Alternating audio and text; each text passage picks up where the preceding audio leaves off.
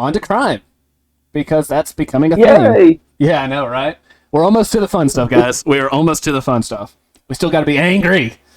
So, brutal brazen crime wave is sweeping over Los Angeles and creeping into the wealthier enclaves of the city. So, to anybody who's paying any sort of attention, since the pandemic began, crime is way, way up, mostly in liberal cities. The defund the police crowd, well, obviously they don't care too much about minorities and the poor among them, as they are the hardest hit when police leave and looters move in. But things are starting to hit even the wealthier now. So, do you know what's been happening, especially in California and San Francisco and Los Angeles recently, Marcus? Because I'm here to tell you. Go ahead. I've just seen, burglars like smashing stuff, and it's just a mess over there. Is what I've seen. I've just seen, it just looks almost like, some cases it looks almost like some of the riots where they just don't care and they're just going to steal. And it's like a while back they made a law where essentially in California you can go up to $500 worth of something and not even be prosecuted for it. Oh, you're 100% right. Of course you can have stealing go up when you can go steal a PS5 and have nothing happen to you. Mm-hmm. So crews of burglars are publicly smashing their way into Los Angeles' most exclusive stores. Robbers following their victims, including a star of The Real Housewives of Beverly Hills and a vet host, to their residence. And this week, the fatal shooting of an 81-year-old Jacqueline Avant, admired philanthropist and wife of music legend Clarence Avant, in her Beverly Hills home. After 2 years of rising violent crime in Los Angeles, these incidents have sparked a national conversation that led to local concern about both the crimes themselves and where the outrage of their violence will end. So all this beforehand was in, not so nice areas that generally have a lot of crime anyway. This is moving into the wealthier areas. It's not as bad as it was in the 1990s, but it has jumped sharply, especially in places like Chicago, San Francisco. You look at San Francisco, they're closing chain stores there left and right because, those companies aren't going to eat that cost of being looted. Not more than once.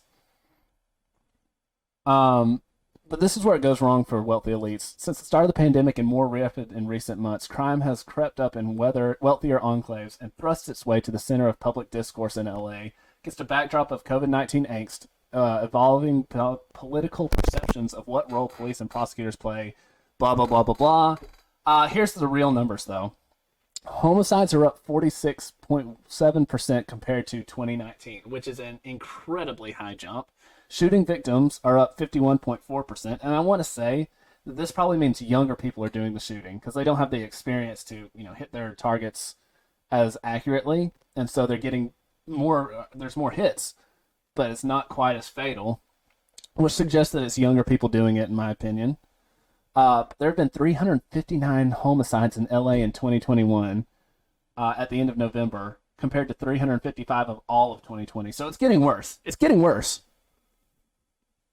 What do you think? Because of course I have what I want to say here.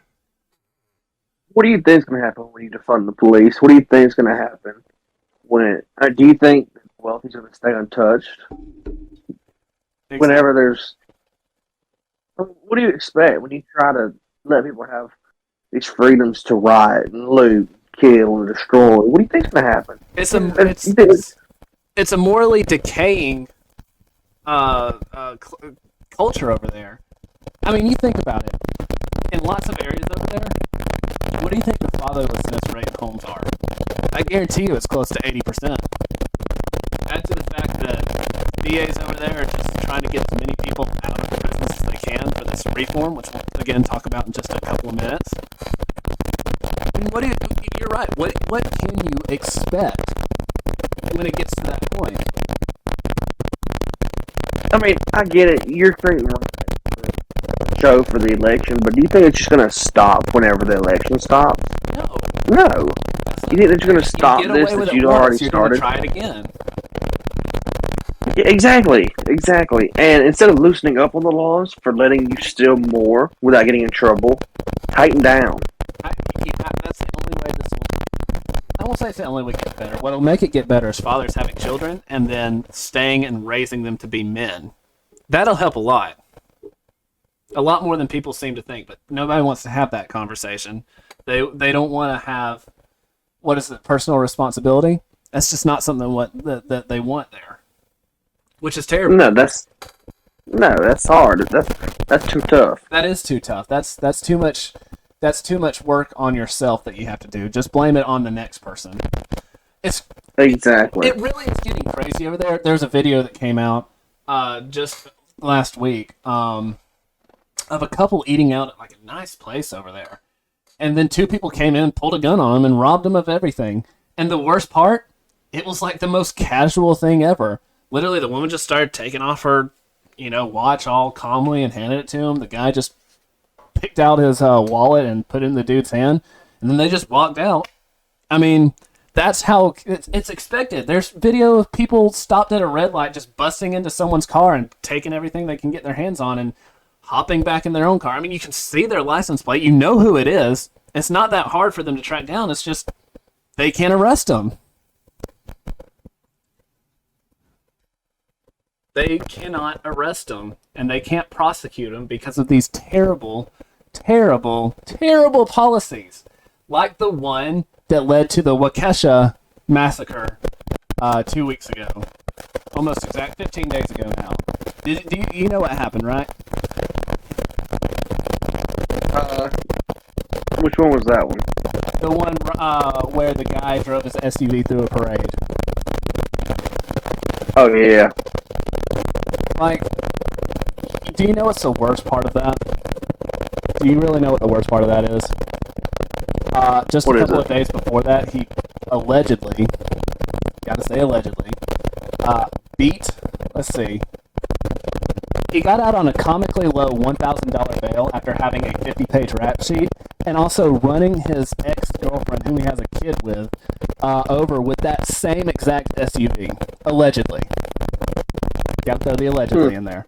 Like, what? So 2 separate judges freed him on a low-cost bail, Reuters show. First for $500 in February after allegedly shooting at his nephew. He was out on a $500 bail. By the way, we do have some stuff to say about this DA in just a second.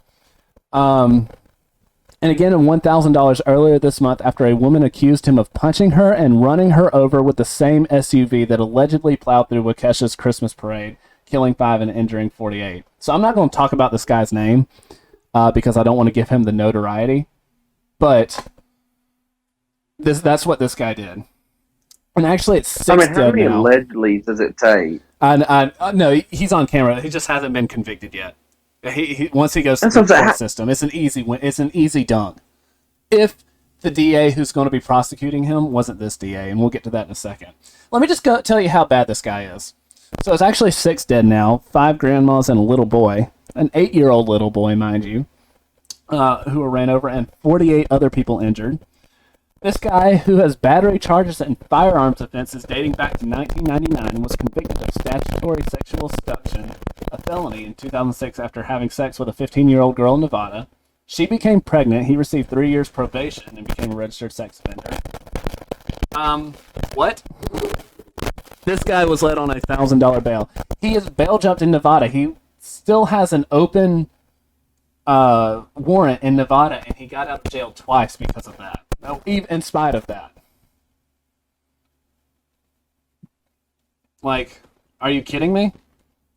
So the DA, and while I do mean district attorney, I also mean that in another way, fill in the blank. His name's John Chisholm. And in 2007, the year he was elected, this is what he said. Is there going to be an individual I divert?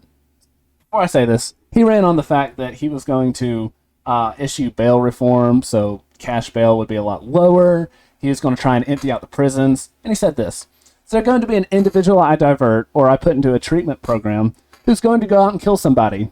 You bet. Guaranteed. It's guaranteed to happen. These are his own words. It does not invalidate the overall approach. You want to take this before I do? Because I got it right here, ready to go. What's the point of the program if they still go out and do what they're doing before? They're still out to kill or to steal. Mm-hmm. The circular reasoning, the logical leaps you have to make. And yet he's saying, like, we want to be more equitable. How about you do your job? If you want to get people out of jail, why don't you become a criminal defense lawyer? They make a lot more, just so you know. So this guy's dumb and stupid. So, but yeah, I guess the fact that that if you know it's going to happen, it makes it all right. Of course that invalidates the whole approach, dude. Like, what? Of course it invalidates the whole approach. You know that if this stupid approach hadn't been taken, you know how 5 grandmothers and a kid would still be alive, and dozens of injured children and adults wouldn't be in the hospital over Thanksgiving. Like, Well, that's like saying, if we leave a pizza in the oven for 24 minutes, it may burn. Does that mean we shouldn't do it? No, I want to burn pizza. We have a bomb here in the middle of this square, and it'll definitely go off and hurt some people, but we're gonna leave it. Like, Because, how about not giving easy bail to criminals when you know that their murder is guaranteed to happen? And yes, I'm taking his words out of context there, but only very slightly. And it goes up. It's not even this guy, just this guy. Not 24 hours after the massacre, Alexandria Ocasio-Cortez, or AOC as we will call her, and several other New York representatives sent letters to the 5 borough DAs asking for ways bails can be reformed. She tweeted